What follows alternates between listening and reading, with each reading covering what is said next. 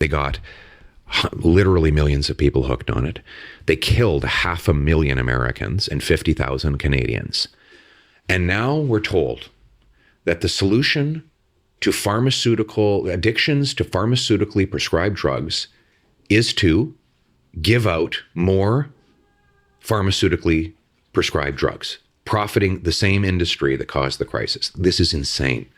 We need to do exactly the opposite with treatment and recovery. And there are incredible treatment centers, and almost all of them are based on getting off drugs completely, not like trying to give people more and different types of drugs. They get them off drugs and they give them treatment, counseling, physical exercise, group therapy, job placement, housing. I met with a group in Windsor. They have a 70% success rate on the first treatment to get guys off drugs. And one of the guys, young guys there, he actually got out, started a home renovation company that only hires graduates from the treatment facility. So he's got like 5 employees and they're all recovered drug addicts. And so there are ways to do it. We can do it. We can get people off drugs. So my message to people is, if you're addicted to drugs, there is hope. And not only that, we need you. We need you to get better so you can be an inspiration. You can go onto the street and grab the next guy, pull him off the ground, bring him in for treatment, and then he's going to go on the street and pull in the next guy. And we're going to create that virtuous circle until we've saved every one of our brothers and sisters. Today is Friday, January 2nd. Happy New Year's to everybody. What I want to get into today, though, is this article. I really think this is cool. It says Toronto-based Kepler vies for a spot in the global space data race.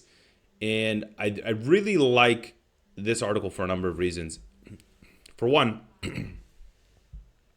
what we always see is, Canada's talking about sovereignty, but in space, we still have to ask permission, essentially, to leave the planet, right? And everybody in the world that has the capability is racing to control satellites, data, orbital infrastructure, and Canada is always quietly outsourcing this, outsourcing one of the most strategic domains, really, of the 21st century. And it is one of the most strategic domains. If you guys recall, in Trump's first term, he actually created Space Command. So there's an official space force that exists. That's it's actually pretty cool. They're a combination between intelligence and military. So intelligence and military are apparati that are typically kind of separated. The Space Command is a joined apparatus. So it's pretty interesting what they're doing over there. And this story specifically, it's not just about Kepler being a startup. It's about whether Canada intends to matter in a world where power is increasingly lives outside of our world. Data, tracking, surveillance, faster internet connection. This is all satellite technology that we need to get our hands on, and we need to capitalize on as much as possible. But I actually want to get into a little bit about the satellite space before we get into the article. And just so you guys kind of understand, the satellite orbit space in, let's say, industry, there's only a handful of countries that actually have the capability of launching satellites into space on their own, right? The US is one of them. Russia's the other one. China's the third one. France kind of does, but it's through a European network. You have India and Japan. What I find the most interesting here is that in terms of technological capability, it's always the US and Japan that in the West that are really pushing the forefront of technology. It's really no other country in the West that's pushing technological capabilities aside from the US and Japan. And I whenever you have these technological whenever you see nations going head to head in terms of technological capabilities, You're always seeing Russia and China up there as well, and they're their own kind of alliance, but it's always the U.S. and Japan. There's never France is sometimes there. They're not really there. The EU as a whole, if you were to aggregate them, they're not really there either. But it's always the U.S. and Japan, and I feel like this is like a very special alliance that really exists between the U.S. and Japan. And it's a shame that Canada is not amongst these countries. But India is also a country that I find quite interesting that has been developing space capabilities because, as everybody knows, there's a lot of smart Indian people, but the overall Indian population does not live well. And so the fact that they're pushing technological capabilities to that degree, meanwhile they still have an extremely large portion of their population that's like just left the poverty line, I find it being a telling sign that countries like Canada, who have never been at the poverty line and have always been at the forefront of wealth in the world, have not really given a shit about going to space. And then you have some emerging smaller powers that are kind of trying to develop those capabilities. The UK is one of them.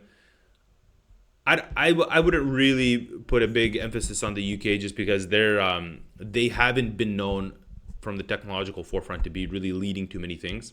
Iran is an interesting country that's trying to push this. North Korea is another one. Get a load of that, guys. And Israel. Why is Canada never a part of these lists? It's never Canada that's a part of these lists. What's interesting though about Kepler here, Kepler's not actually the only Canadian company that's producing its own satellites, but it is one of very few, if not the only one, that actually designs, builds, operates, and actually controls their own constellation of in-orbit satellites, which is key, right? They kind of hold the whole supply chain, right? But you have other companies like MDA, used to be called McDonald and Detweiler. So they build satellites, they build robotic arms and payloads. They used to be tied to RadarSat, but they're primarily a contractor, so they're building technologies for other companies, right? Still, amazing thing that they're doing. Canada needs more of this. This is really high-tech stuff. If we can be at the forefront consistently at manufacturing leading technologies in the world, this is how you can always have a spot at the global table, right? Another company is Telesat. They operate satellites, but they don't manufacture in-house. And again, they're dependent on foreign launch pads. And GHG SAT, so they build and operate satellites for emissions monitoring. So it's a much smaller payload.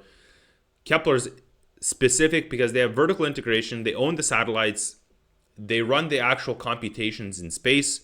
And they control the data routing under Canadian law. So it is a fully Canadian company that runs the whole supply chain with data in space. Canada actually doesn't rank poorly when it comes to satellite production. It's actually in the top 10. It's 10th globally in space technology expertise. And actually top 5 in satellite subsystems. The problem is that it doesn't have the launch power. We haven't paid enough attention. We haven't invested enough time and money into actually launching things into space independently, right? We're always doing it as a part of NASA, as a part of this wider network in North America. It's never an independent thing in Canada. And if you want sovereignty, you want this to be independent, because if you're always working in some kind of tandem combination with U.S. technologies, then you're always going to have U.S. technology monitoring Canadian citizens. I don't have that big of an issue with it per se, because I do think that Canada's tied to the hip to the U.S. and we always will be. But I do think that Canada needs to live in some kind of relative, let's say, independence of the U.S. And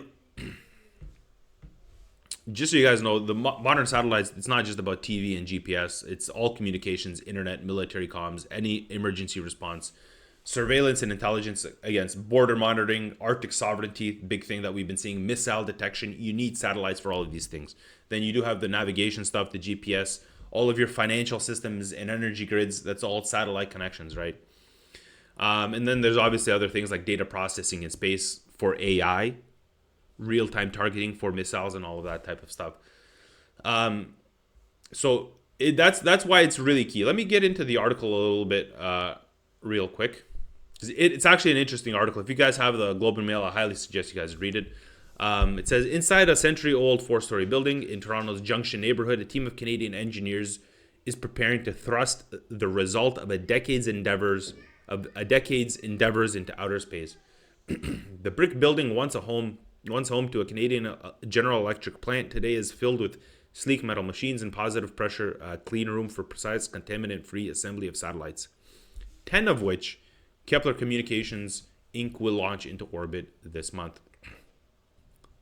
So down here it says Kepler's latest satellite constellation will build on the technology developed by the company since its founding in 2015 and is a milestone toward its goal of enabling real-time computation in space and communication of that data. And the launch is coming at just the right moment. Globally, competition to operationalize optical networks in outer space is red hot, with some of the world's biggest companies vying for a slice of the market.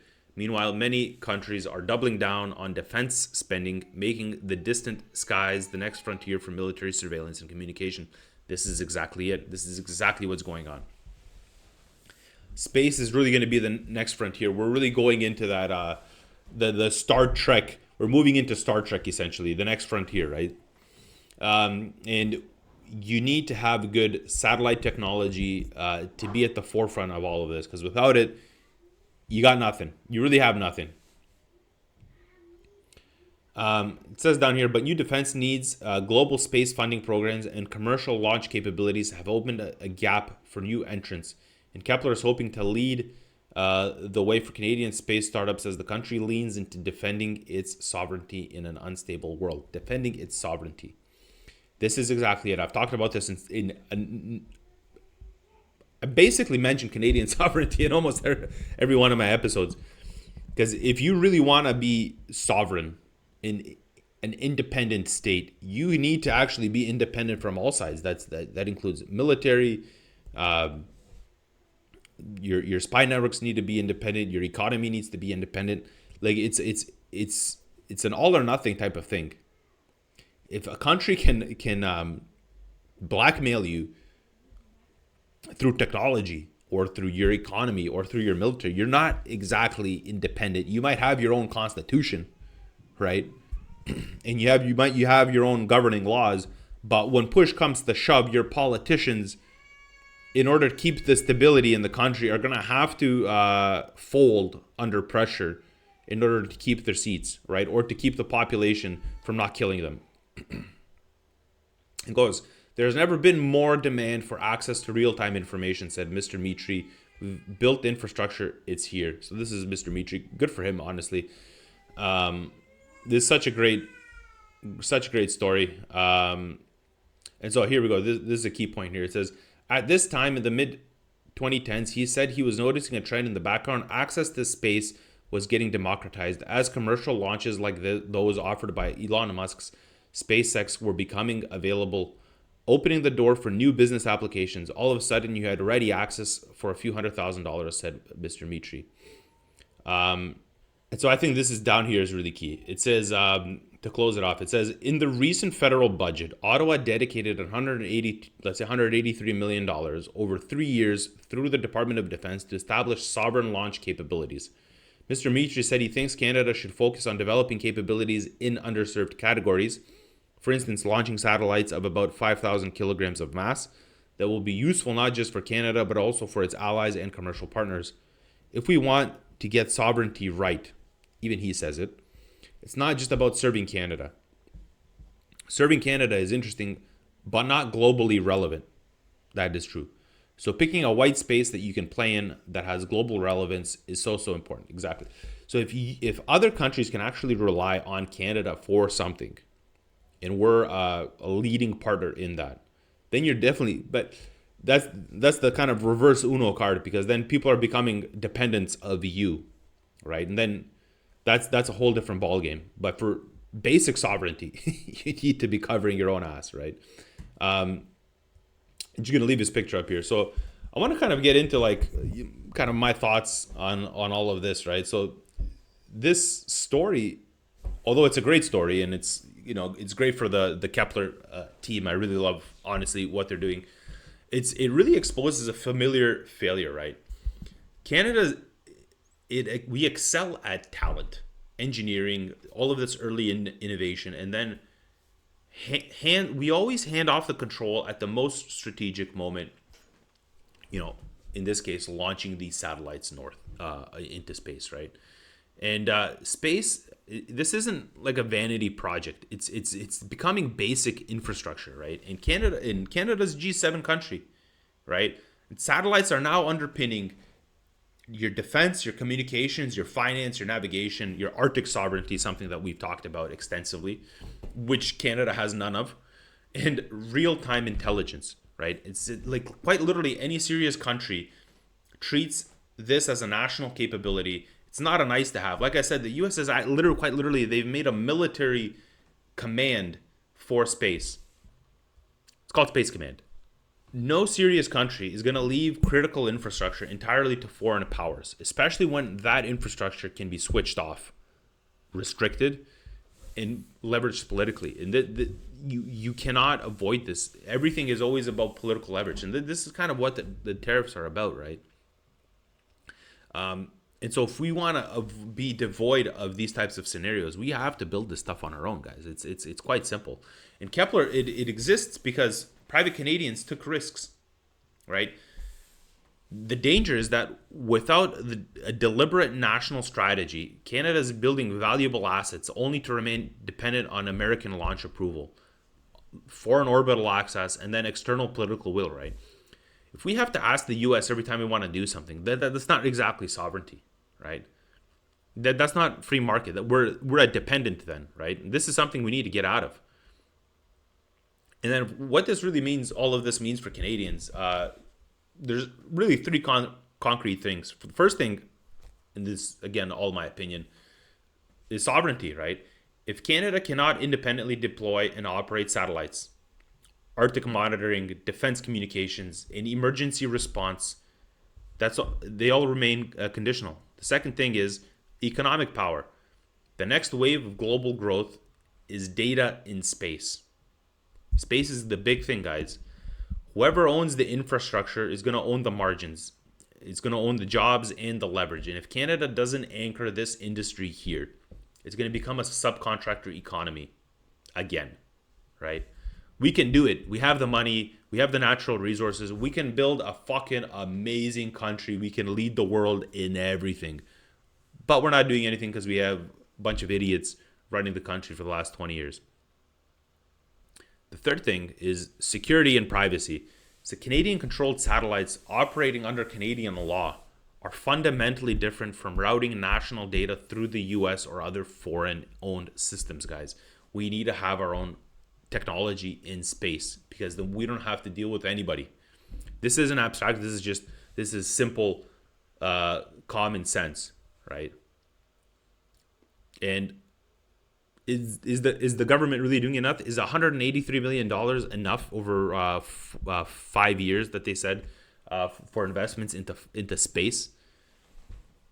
All of our support for space has always been rhetorical, right? The funds have always been sent out selectively, but it's always been avoiding these hard decisions. In Canada, we still lack sovereign launch capabilities, guys. That's embarrassing. And we still rely on foreign governments and companies to access orbit. I mean, the U.S. is considered a foreign power, right? We can be as close as we want with them. They're still a foreign power, right? And we still treat space as an industrial policy footnote instead of a national priority. And this is kind of like even with the natural resources argument that we have, even the military, we don't take anything that we need to be doing seriously. one thing is for sure, guys. If Canada is serious about sovereignty, we must think about beyond grants and contracts. We have to start treating space infrastructure the same way we treat energy or defense or trade corridors. We have to. And so this story, although it is celebratory, I mean, I love what these guys are doing. It's a bit of a warning, guys. We have the talent. Canada has the talent. We have the companies and the technology to compete in space. But sovereignty is not built on ambition alone. We have to push it. We as Canadians, we have to push this through, guys. If we do not control how we reach orbit, how we deploy these assets, and how we protect our data,